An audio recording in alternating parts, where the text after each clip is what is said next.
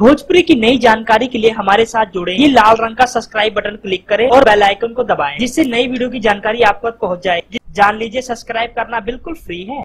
निरहुआ अमरपाली के सहित सभी भोजपुरी के बड़े बड़े दिग्गज कलाकार, सुपरहिट अभिनेता खेसारी लाल यादव के बेटे ऋषभ के बर्थडे पार्टी में आए। लेकिन दोस्तों अनुमान लगाए जा रहे कि पवन सिंह भी आएंगे, लेकिन दोस्तों नहीं आए अभिनेता पवन सिंह।